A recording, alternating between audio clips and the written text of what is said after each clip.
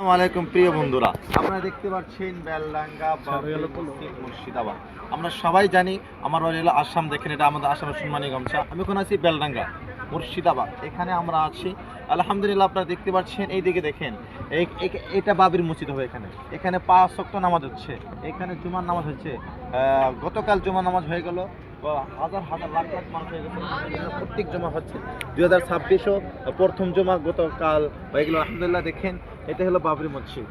এরকম লক্ষ্য হবে। এটা আমার এক ভাই মুর্শিদাবাদের লালগোলা ভাই জানকালকে নিয়ে আসছেন। কত কাটিং, কত সুন্দর করে বানাইছে। আর এটা হলো হসপিটাল।